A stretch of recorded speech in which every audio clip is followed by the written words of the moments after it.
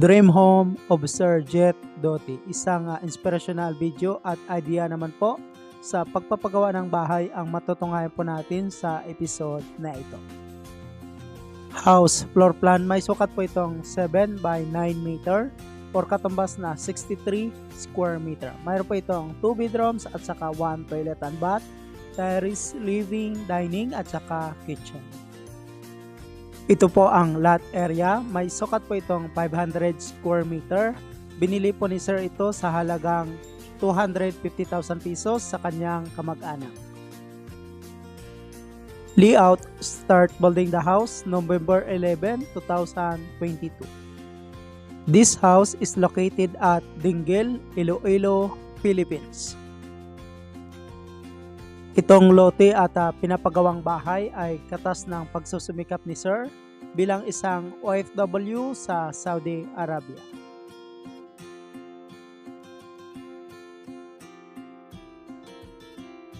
Kontrata po pala ang pagpapagawa nitong bahay, 35% sa total cost of materials.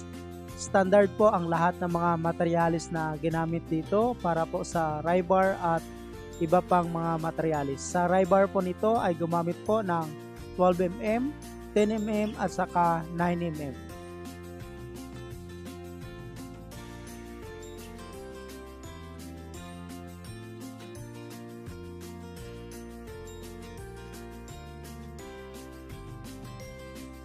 Itong paggawa ng bahay ay mas matibay po ito. Inuna po nila ang paggawa ng poste. At makikita po dito kung gaano po kalaki ang mga poste na ginawa. Sa bawat poste po pala nito ay gumamit po sila ng 12mm na rebar na nakatayo at saka 9mm naman po na stirrup. Sa pag-layout, sa paghukay po nito ay ginamitan po ito ng jackhammer dahil medyo rocky po or mabato po ang lokasyon na pinatayuan ng bahay. 35 total cost of materials po ang labor contract po nito or pakyawan. Pero kahit ganun pa man ay binigyan po sila ni Sir ng libreng pagkain at saka merienda noong pagbuhos po nitong mga poste nito.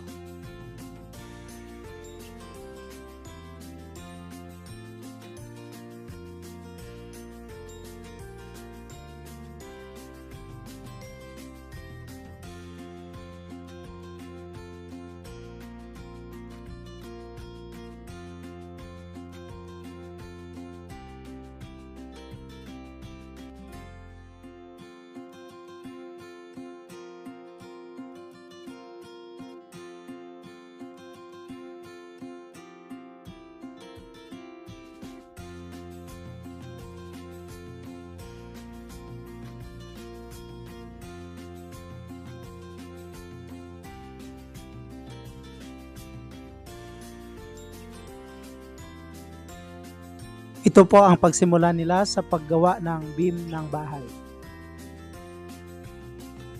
Installation, steel trusses. Gumamit po sila dito ng purong tubular, 2x6 at saka 2x2 na tubular.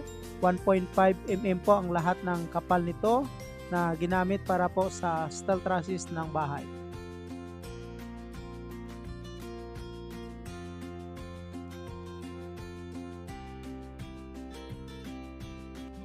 Si Sir Jet po pala ay masugid ding tagapagsubaybay sa ating YouTube channel. Isa rin po siya sa maraming tao na na-inspire sa mga videos natin sa YouTube. At ngayon siya naman po ang magbibigay inspirasyon para sa ating lahat, lalo na sa mga kababayan po natin na may pangarap na magkaroon ng simple at sariling bahay.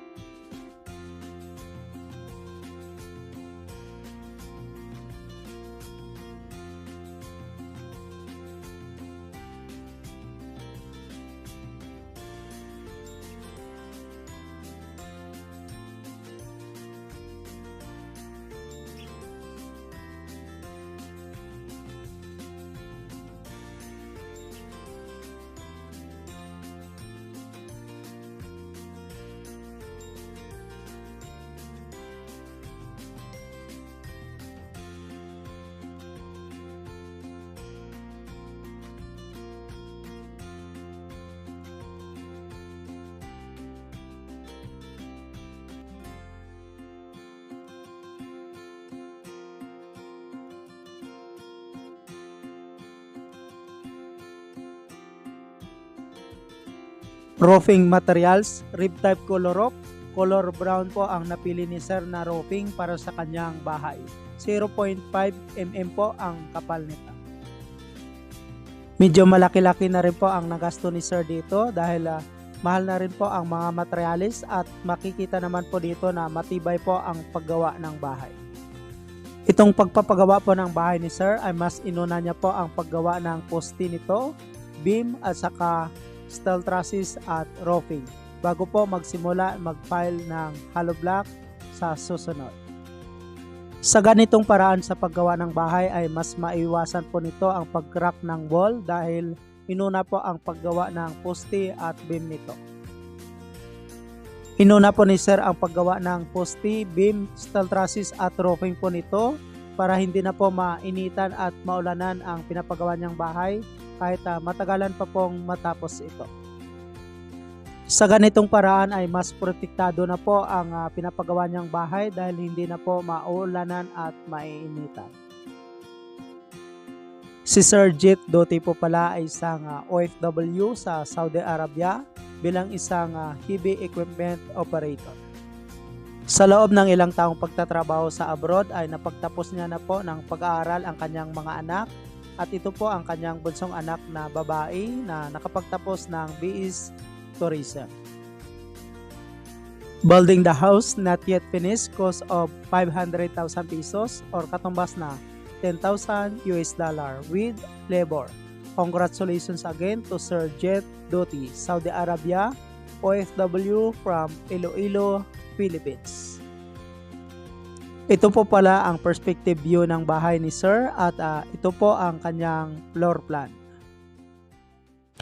Thank you so much mga ka-OFW. Kung nagustuhan nyo itong video na to, please subscribe na sa Randy Yero YouTube channel.